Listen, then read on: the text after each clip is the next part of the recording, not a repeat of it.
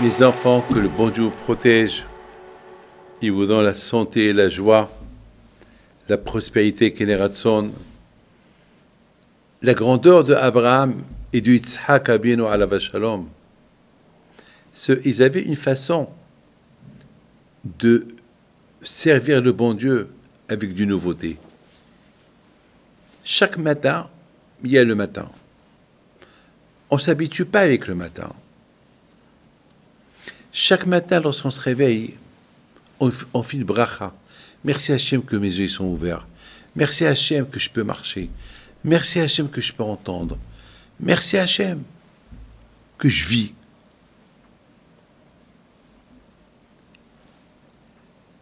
Si on ne fait pas ces brachot-là, on va s'habituer.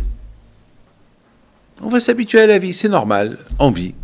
Le matin, on voit le ciel bleu, les nuages, on s'habitue. Non, on n'a pas le droit de s'habituer. Pour donner des éloges à Akadosh Baruch Hu tout le temps, il faut que chaque jour, on voit d'une nouveauté dans la vie de chaque jour, il faut que la façon qu'on voit, il faut qu'elle soit d'une manière que, waouh, je viens de voir ça. Ah, je viens de voir ça. Chaque seconde, Akadosh Baruch Hu, il maintient le monde. Donc chaque seconde, il y a d'une nouveauté. Chaque seconde, il y a quelque chose de nouveau. Lorsqu'on étudie la Torah, c'est du nouveau dans la Torah. On est dans la Torah. Abraham, Yitzhak et Yaakov, nos patriarches, ils vivaient Hachem tout le temps, d'une manière. Comment Abraham est arrivé à vouloir sacrifier son fils, comme Hachem lui a dit? Parce que toujours il découvre Hachem d'une autre manière, grandiose. Donc pour lui, il n'y a que Hachem. Regardez, Yitzhak Abinu, c'est écrit dans la Torah. Il a creusé des puits. À l'époque, il n'y avait pas d'eau. Il fallait creuser les puits pour qu'il y ait un point d'eau. Et Abraham Abinu alav shalom, partout, il creusait des puits.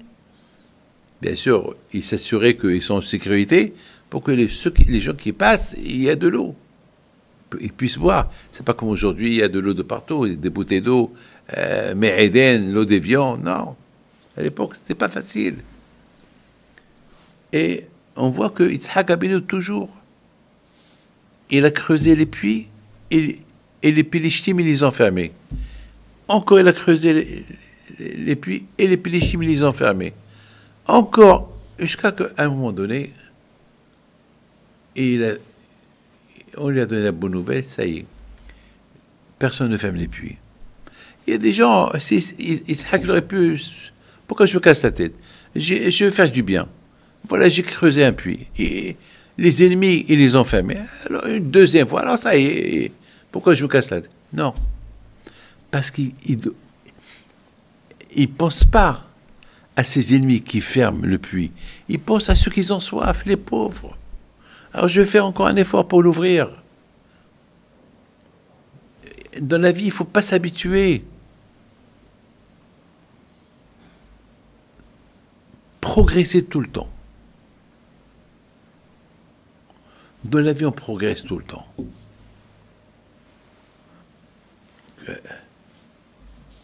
Et une fois, Rav Steinman, alav shalom, il est parti pour donner un cours de Torah. Et après, il a quitté. Et après, il s'est rappelé, waouh, j'ai oublié de dire qu'on est dans le mois d'Elul. Le mois d'Elul, c'est pas comme tous les mois. Le mois d'Elul, c'est le mois de la Teshuvah. Alors, Rav Steinman, alav shalom, il est retourné encore. Il est retourné encore. Il leur a dit, mes amis, n'oubliez pas, c'est le mois d'Elul. Il faut que chacun il aide l'autre. Quoi, tu es vieux, tu es retourné pour dire cette phrase-là?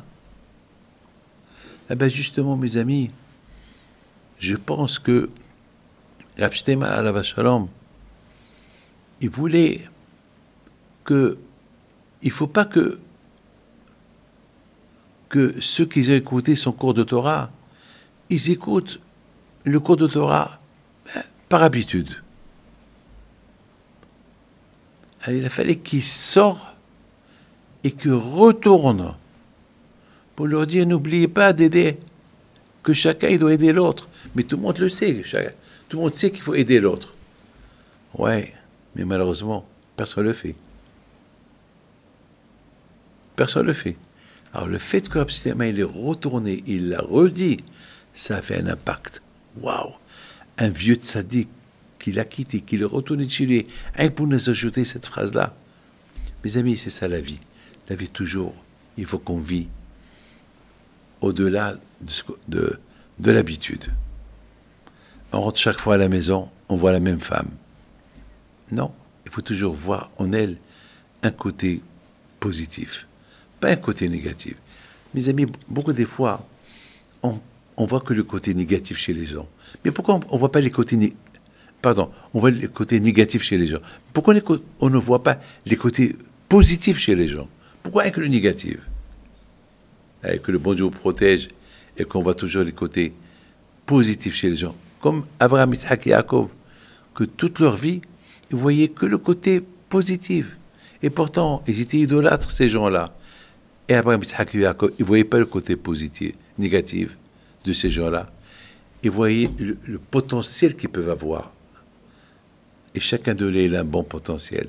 Donc, Abraham, Isaac et Jacob, ils voyaient le côté positif dans chaque être humain. Et ils ont réussi. Et nous aussi, on doit suivre l'exemple. Que Dieu vous protège. Et bisous, Rabbi, soit avec vous. Amen.